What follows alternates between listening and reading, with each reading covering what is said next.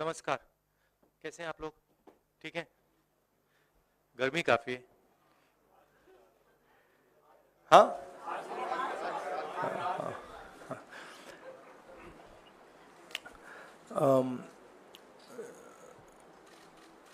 भारत छोड़ो न्याय यात्रा में मणिपुर से हम महाराष्ट्र गए और रास्ते में हजारों युवाओं ने कंप्लेन की थी कि हिंदुस्तान में नॉन स्टॉप पेपर लीक होते हैं। और आज आप सबको मालूम है कि NEET paper and UGC NET के जो पेपर्स हैं वो लीक हुए हैं और एक कैंसिल भी हुआ है। कहा जा रहा था कि नरेंद्र मोदी जी ने यूक्रेन की लड़ाई रोक दी थी। मतलब एक ऑर्डर देके जो रूस और यूक्रेन के बीच में लड़ाई चल रही थी उसको रोक दिया था, ब्रेक लगा दी थी। इजराइल और गाजा के बीच में जो लड़ाई चल रही थी उसको भी नरेंद्र मोदी जी ने रोक दिया था। मगर किसी ना किसी कारण जो हिंदुस्तान में पेपर लीक हो रहे हैं उसको नरेंद्र मोदी रोक नहीं पा रहे हैं या रोकना नहीं चाहते हैं। नुकसान स्टूडेंट्स का होता है। जो हिंदुस्तान के स्टूडेंट्स हैं, मैं जानता हूं कि आप इन एग्जाम्स के लिए महीनों सालों काम करते हो। ये आपका फ्यूचर है और आपके फ्यूचर से खिलवाड़ किया जा रहा है। मध्य प्रदेश में व्यापम हुआ और अब उस व्यापम को नरेंद्र मोदी जी और उनकी सरकार पूरे देश में फैलाने का काम कर रही है। मैं इंस्टीट्यूशनल कैप्चर की बात करता हूं, मीडिया की बात करी, अलग अलग हिंदुस्तान के जो संस्थाएं हैं उनकी बात की। यही एजुकेशन इंस्टीट्यूशंस में हो रहा है।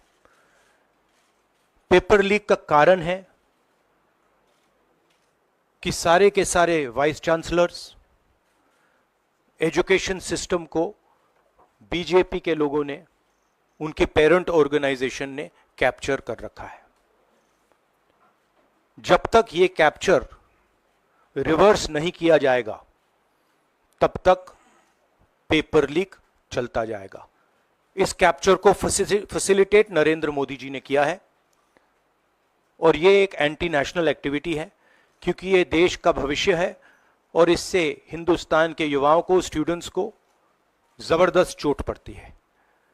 इंक्वायरी चल रही है, एक को आपने कैंसिल कर दिया है, अब पता नहीं दूसरे को कैंसिल किया जाएगा या नहीं किया जाएगा। बट कोई ना कोई तो इसके लिए जिम्मेदार है और उनको एकदम पकड़ा जाना चाहिए और उन पे एक्शन लिया जाना चाहिए। आपके कोई सवाल हो? साथियों, मैं गुजारिश करूंगा सवाल आपके इसी विषय पर। हाँ प्लीज। हाँ, sorry. So, when I went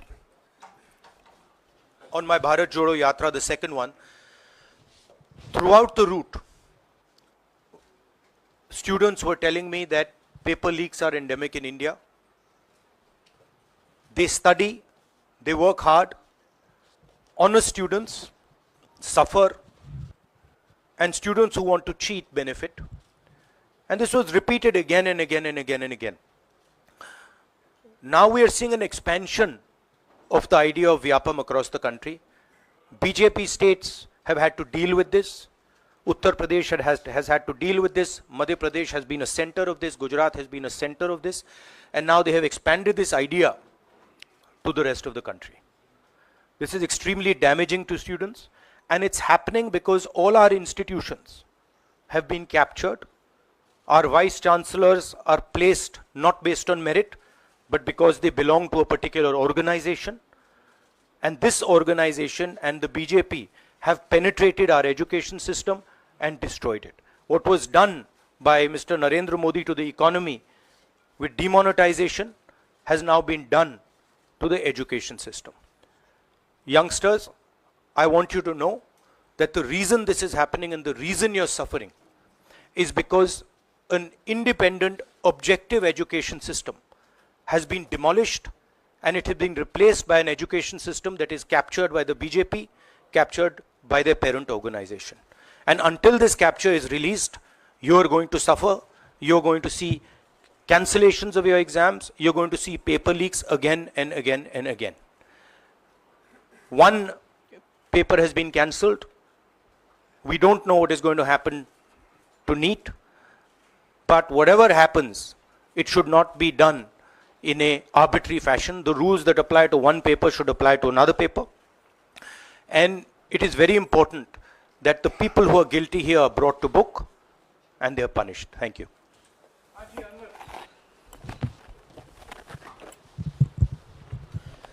sir, सोमवार से संसद का सत्र शुरू हो रहा है, तो क्या आप निजी तौर पर लोकसभा में इस विषय को उठाएंगे और आप यह मांग करेंगे कि प्रधानमंत्री मोदी खुद सदन में आकर जवाब दें इस विषय पर, क्योंकि ये छात्रों के भविष्य से जुड़ा विषय है? हाँ, बिल्कुल, सिंपल क्वेश्चन. हाँ, उठाएंगे, पार्लियामेंट हाउस में उठाएंगे.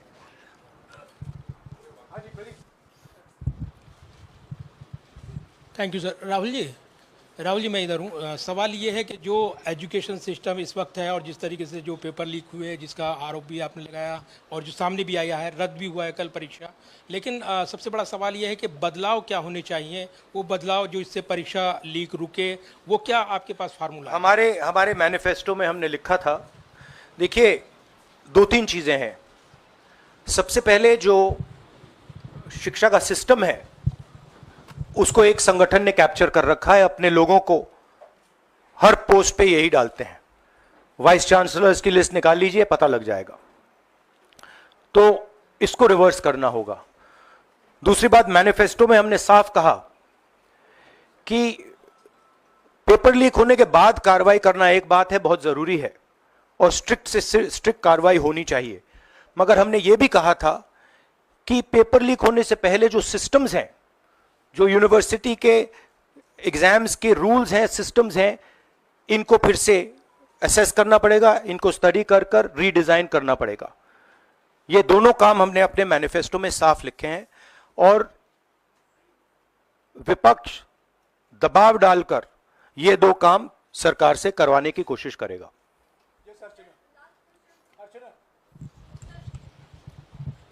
Rahul, do you think so? This is a education emergency, and till now, what is the stand? Government ने जितना भी stand लिया, do you satisfied with that stand?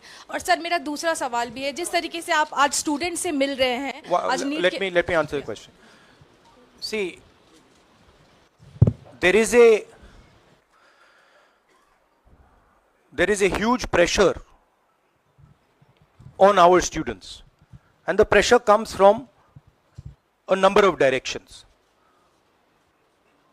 The first direction is the large scale unemployment that is there in the country. Everybody understands it, everybody knows it, and one of the reasons the government suffered in this election was that all youngsters believe that Mr. Modi is incapable of solving the employment problem. So that's the first thing. Second thing is there's huge pressure because of this, and there are very few avenues for students. In all areas, right? So you've cut off the job avenue. Now you're cutting off the exam avenue. You're saying, you can take an exam, you can study, you can work as hard as you want.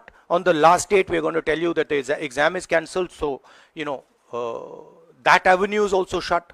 You've shut avenues like Agniveer. You've shut avenues like the public sector. So the youth of India have nowhere to go. It doesn't matter whether you're an IIT graduate, IIT student, or you're trying to join the army. The youngsters in India simply have no way through. And it's not just an educational crisis. It's a crisis in pretty much every sphere that we are facing. Now, before the elections, it was very clear that there was massive control of the media, massive control of the other institutions, so people were quiet. Now people are very clear that we are sitting on a disaster and we've got a government that is crippled, cannot do the job. It's literally walking around on one leg, right? So, yes, it's a crisis. It's a profound national crisis. It's an economic crisis. It's an educational crisis. It's an institutional crisis. So, but I don't see any response. I don't even see the capability of a response, right? So, हाँ नहीं 1 second, Bihar का भैया हमने कहा है कि inquiry होनी चाहिए और जो भी जिन्होंने भी पेपर लीक कराया है उनके खिलाफ कार्रवाई होनी चाहिए। राहुल जी, चूंकि ये मामला नेशनल लेवल पे भी एग्जाम्स में हो रहा है, स्टेट लेवल्स में भी एग्जाम्स में कई जगह इस तरह के पेपर लीक की घटनाएं होती है और करोड़ों छात्रों का जीवन अधर में लटक जाता है। आपको लगता है कि एक सख्त कानून बनाने की जरूरत है संसद में कि इससे निपटने के लिए? कैसे होगा, क्योंकि छात्रों का जीवन नहीं, बर्बाद सख्त कानून आफ्टर द फैक्ट है, वो होना चाहिए। मगर अगर आप मेरिट के बेसिस पर लोगों को नहीं जॉब देंगे, अगर आप आइडियोलॉजिकल लोगों को वाइस चांसलर बनाएंगे, इनकेपेबल लोगों को वाइस चांसलर बनाएंगे, एग्जाम्स के जो स्ट्रक्चर्स हैं, एग्जाम लेने के स्ट्रक्चर्स हैं, उनमें आप आइडियोलॉजिकल लोगों को डालेंगे तो ये काम होगा। ये इसका सबसे बड़ा कारण BJP and its parent organisation ने जो कैप्चर किया है ये है। और अगर आप कल्प्रिट ढूंढना चाहते हैं तो मैं आपको बताता हूं, जिन लोगों ने हिंदुस्तान के इंस्टीट्यूशंस को डिस्ट्रॉय किया है, जो पहले ऑब्जेक्टिव हुआ करते थे, इम्पार्शल हुआ करते थे, वो आज इम्पार्शल नहीं है, ऑब्जेक्टिव नहीं है, आइडियोलॉजिकल बना दिए गए हैं और मीडियोकर लोगों को इन इंस्टीट्यूशंस में बैठा दिया गया है। इसका मेन कारण यह है, और इसका आप एपिसेंटर देखिए, पूरा देश जानता है, युवाओं आप सब जानते हो कि इसका पहले एपिसेंटर मध्य प्रदेश हुआ करता था, वहां पे 40-50 लोगों की हत्या हुई थी, ये तब शुरू हुआ था। आप जानते हो कि गुजरात में, उत्तर प्रदेश में और मध्य प्रदेश में इन चीजों का एपिसेंटर है। और आप ये भी जानते हो कि बीजेपी के लोग कहते हैं कि हमारी लेबोरेटरी मध्य प्रदेश और गुजरात है। तो लेबोरेटरी से यह काम शुरू हुआ है और अब यह काम देश में फैल रहा है और आपका इससे नुकसान हो रहा है। जब तक यह रिवर्स नहीं किया जाएगा, जब तक हिंदुस्तान के इंस्टीट्यूशंस इनके हाथों से नहीं छीने जाएंगे और इफेक्टिव, ऑनेस्ट, इम्पार्शियल लोगों के हाथ में नहीं जाएंगे, तब तक ये होता रहेगा। और मैं आपको बता रहा हूं, जब तक बीजेपी रहेगी ये बढ़ता जाएगा।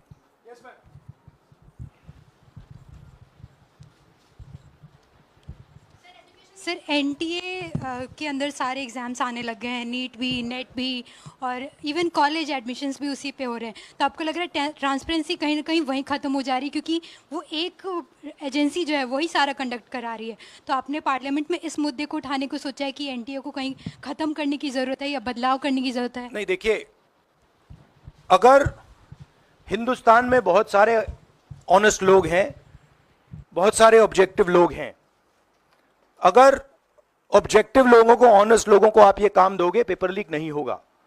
अगर आप मीडियोकर लोगों को राजनीतिक बेसिस पे, आइडियोलॉजिकल बेसिस पे चुन के करोगे तो ये काम होगा।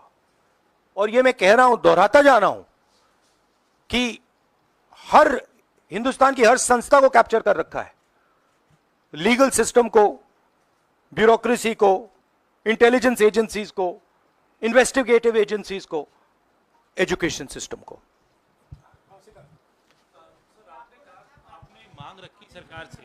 आपने अपनी मांगे रखी हैं सरकार से, लेकिन सरकार के पक्ष पहले ही सामने आ गया। एनटीए को जो एनटीए है एजेंसी, उसको क्लीन चिट एक तरीके से एचआरडी मिनिस्टर ने पहले ही दे दी है। तो सरकार का तो कहीं ना कहीं पक्ष साफ दिखाई देता है। उनका आगे आप लोग कैसे जाएंगे इसको? उनकी क्रेडिबिलिटी इन बातों में है ही नहीं। वो क्लीन चिट दें उसका कोई मतलब ही नहीं है, उनकी जीरो क्रेडिबिलिटी है। सब लोग जानते हैं कि एपिसेंटर मध्य प्रदेश, गुजरात एंड उत्तर प्रदेश। सबसे ज्यादा मेरी यात्राओं में सबसे ज्यादा पेपर लीक की बात यहीं आई थी, उत्तर प्रदेश में आई थी, मध्य प्रदेश में आई थी।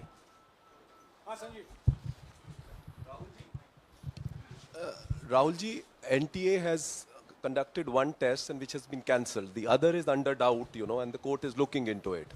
Would you say that the agency like NTA is incapable of conducting such examinations, because two main examinations, and I want it to be disbanded or something? No, I would say that if you let people who know how to run these things and you promote people based on merit, there are multiple ways in which you can do exams successfully. If on the other hand, you are constantly posting people who are mediocre, who do not have the skills to do these jobs, and you're posting them simply because they come from your same ideology, no system is going to work.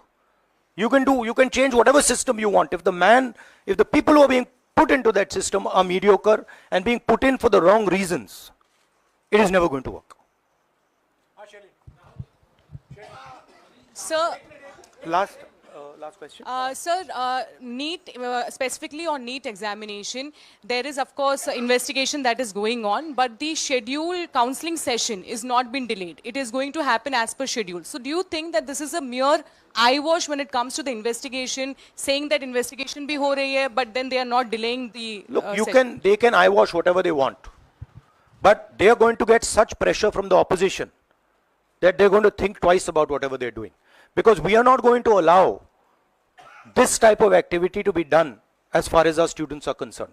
Our students sit there, they work, they spend months, they dream about these exams for years, they spend huge amount of money. So the opposition is simply not going to allow any of this eyewash that is taking place. We will make sure that we put so much pressure on them that this issue is resolved. Okay, Janendra, last question. Sir, Janendra, jaldi.